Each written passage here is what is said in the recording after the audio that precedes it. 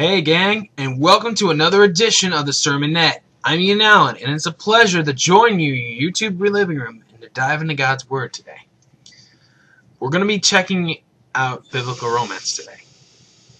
We all know that this last week was Valentine's Day.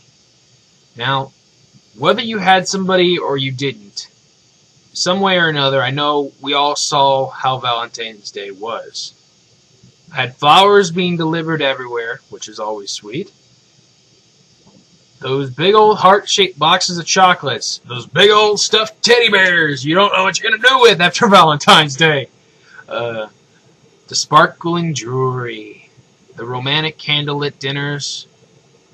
Which are always a nice touch, I might add. But if you really think about it, why in the world do we pick one day to celebrate love? Just letting that sink in a minute. If you really think about it, it really doesn't make a sense. Because the fact is, love is a deep thing. It's not just something you can celebrate one day. It's bigger than anything we can imagine. Hey, it's designed by God. It's going to be huge. So, I mean, we celebrate love every day in one shape or form. So it's kind of cheap to just celebrate it on one day a year. Which also shows how relationships in this country seem to be so often so shallow and so temporary. And just not the kind of relationships they need to be. Insecure, all about the self. It's just totally wrong.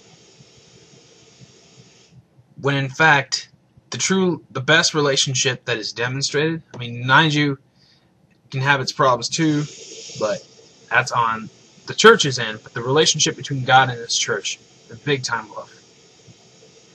Like I said, God is the master on showing how to love people. And so often we miss that. However, He does provide us with actual examples of love stories in the Bible. But one of the best of all time is Ruth and Boaz. And pretty much what you have is Ruth is a gal from the land of Moab, different city, and her mother-in-law. Their husbands have all died, and there's a huge famine, and they move back to Israel. Well, they meet up with this guy, Boaz, and he's their kinsman redeemer, which is basically, in those days, I mean, they had prearranged marriages and different things like that. If someone in if the husband in the family of a gal died, there would be someone, and they were still of marriage age, they would marry them in line and still bear the children of the people behind. I know it doesn't really seem all that romantic, but this is a true love story, and you'll understand why. I want to read Ruth 3:1-13. Just follow. If you need to find it, go ahead and pause the video and find it. But anyway, you're going to love this. Check it out. One day, Naomi, her mother-in-law, said to her, "My daughter, should I not try to find a home for you, where you will be well provided for? Is not Boaz, with whose servant's girl you have been, a kinsman of ours? Tonight he will be winnowing barley on the threshing floor. Wash and perfume yourself, and put on your best clothes. Then go down to the threshing floor, but don't let him know you're there until he has finished eating and drinking. When he lies down, note the place where he is lying, then go and uncover his feet and lie down. He will tell you what to do." "I will do whatever you say," Ruth answered. So she went down to the threshing floor and did everything her mother-in-law told her to do. When Boaz had finished eating and drinking and was in good spirits, he went over to lie down at the far end of the grain pile. Ruth approached quietly and uncovered his feet and lay down. In the middle of the night, something startled the man, and he turned and discovered a woman lying at his feet. "Who are you?" he asked. "I am your servant Ruth," she said. "Spread the corner of your garment over me, since you are a kinsman redeemer." "The Lord bless you, my daughter," he replied. "This kindness is greater than that which you showed earlier. You have not run after the younger men, whether rich or poor. And now, my daughter, don't be afraid. I will do for you all you ask. All my fellow townsmen know that you are a woman of noble character. Although it is true that I am near of kin, there is a kinsman redeemer nearer than I. Stay here for the night, and in the morning, if he wants to redeem, good, let him redeem. But if he is not willing, as surely as the Lord's wit lives, I will do it. Lie here until morning. This is a pretty... Well, it kind of sounds like a very weird story, because a girl going and lying down at a guy's uncovered feet, and then you really got to understand all the background. And as I said before, Ruth was already known for her kindness that she had shown her mother-in-law Naomi, and Boaz knew of it, and he knew of her character.